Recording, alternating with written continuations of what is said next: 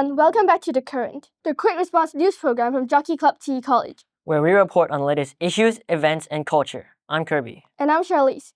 Today we'll be talking about the big news for Hong Kong sports.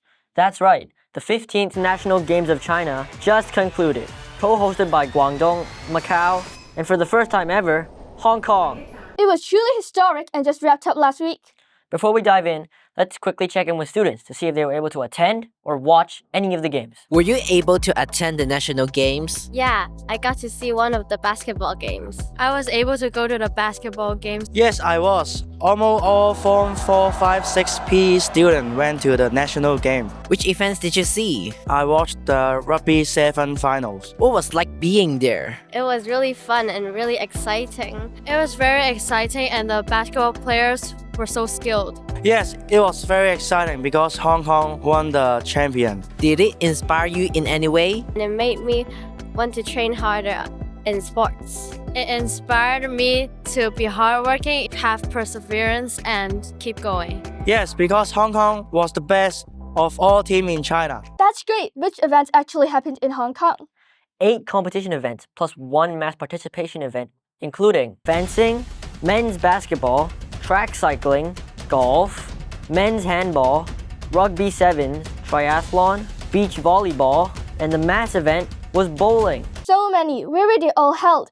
Many were held at JCTIC Sports Park, which is the city's new flagship complex. The other events used approved venues all across the city. Beach volleyball was even held at Victoria Park. And there were a handful of TE students who actually volunteered at the games. That must have been awesome. Let's hear what some of them thought of the experience. We heard you volunteer at the national games. What was that like? It was really fun and meaningful. How? It was a great experience. I haven't been a volunteer in this kind of big event. Yes, I volunteered for the national game. I went there for getting a certificate at first, but while I was joining the volunteer actions, it was wonderful because I get to see how it was like behind the scene when there were no people there and it was just us. What did you do? I guide people to their seat and check their ticket. We went for some training first, some online training courses. We have some training in the stadium, like we go there and then some volunteers had just teach us how to volunteer in this game. I was told to lead those people to their seats so that they won't go to the wrong seat. What did you learn from the whole experience? It was kind of scary and I panicked a little, but learned to be calm and guide people to their seat. I feel like through this volunteer experience, I just learned to be part of this society and learn to contribute to our society. What a great experience. Totally. T also had 1 student who was able to participate as well. 60 Yang Jiwa. Let's see how things went for her. We heard that you participated in the national games. What was that like? Well, this is my pleasure to participate in national games, and it is really different from the other competitions that I have been to. What do you mean? The location and the food we ate was much better than the usual. What was your event? I did artistic swimming in the team of 8 people, and we did 3 routines, which is technical, free, and acrobatics. How did you do? Did you win? No, but our team got the highest score that we have ever got. Did you have any interesting encounters? I met a bunch of volleyball teams in the hotel. That was a lot of fun, and I guess their average height is 2 meters. I only reached their shoulders. What did you learn from the whole experience? To be positive, passionate, keep training, and be ready for anything. Wow, that's fantastic that you got to participate. Likewise, that so many TE students were able to attend in person thanks to the PE department. Good job, everyone.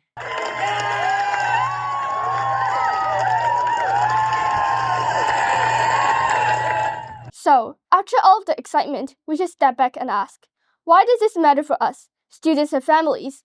3 quick aspects. First, it's important for our facilities because JCTIC Sports Park finally got its big debut and boost with its world-class venues for future events. Second, it totally boosted the city's energy, as with more visitors, there was more news coverage, which is always good for tourism and local businesses. Finally, inspiration matters, as seeing top athletes compete right here at home and seeing people we know take part makes sports feel real and reachable. But it's not perfect.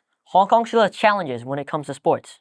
That's right, 3 big ones include space, because venues in Hong Kong are limited and expensive, making it difficult for athletes in many sports to train. The next difficulty is what we are calling pathways, meaning it's actually quite risky here in Hong Kong to choose the life of an athlete over grades and income. And finally, we still don't have the strongest industry support, meaning we still need more jobs and careers in the realm of sports, like in sports science, physio, coaching, and even event management. Let's hear what students think about those challenges. What's the hardest parts about doing sports in Hong Kong? Time, money, or places to train? I think the most difficult thing is time because you also need to deal with studying, doing homework, and go to school and other activities. I think the hardest is the sports locations because there are always a lot of people in the same sports ground and it's very hard for people to always train there because there will be too much people and some people will get blocked. I think the most difficult thing is academic because you need to take care about your academics and also work hard for your training. No places to train. Well, for me, I think all of them are something that is hard for people to do sports in Hong Kong because like Hong Kong is such a small place, so the place is a very huge problem. And money, of course, like nowadays those people play sports, they are rich or else they cannot earn money from the sports. So yes, I think all of them are problems that we face. I think it's time because most of us in our team are student athletes and we have to go to school at daytime and go for training at night. That's a really difficult schedule. If you're a sports minister for a day, what will you fix first? I would promote more inter-school competitions. I would build more training centers. I would promote more about sport to all the children to participate in different sport events. Maybe have more schools like Ti-I. I would give more funding to those organizations that helps development of sports because nowadays those funding are not enough. I think like those sports people, they got very low income, so I might try to fix the system first. I will change the training schedule. No training at night but after school. I train 8 p.m. to 10 p.m. That's too late. Would officially approve dual career pathways like studying or working while training help more students compete at a high level? I agree that a special program like that will be very good. It's because when you learn stuff in academics, you can also know that healthy lifestyles can help with sports as well. Yes, I think that's a good idea because this can let the athletes have more time to focus on their training and they won't have to worry about school or other academics. Yes, it will definitely help because then they can focus more on sport. Not everybody can handle both things at the same time, so I don't think that is a good idea. I think instead, perhaps we should develop a sports school that only focuses on sports because focusing on one thing is better than doing multiple things. No, I don't think so. It is too hard to balance studying and training. What's the solution? Less studying, more training? That won't work because we are just non-professional athletes. If you want young elite professional athletes, they really have to have no school and train all day, like China. Okay, some of these were mentioned, but let's summarize what schools and government can actually do. 3 practical ideas are: first, schools need to treat sport as a skill for life, offering flexible training timetables, credit for competition, and safe, fair, and inclusive team places for girls and boys. Second, there needs to be better funding with more financial support for athletes beyond the very top tier, like travel grants, physio access, coaching hours, and more. Finally, there needs to be more paths for sports to be a career, meaning there needs to be more partnering with universities and companies for dual path scholarships and flexible work and study hours. And industry matters too.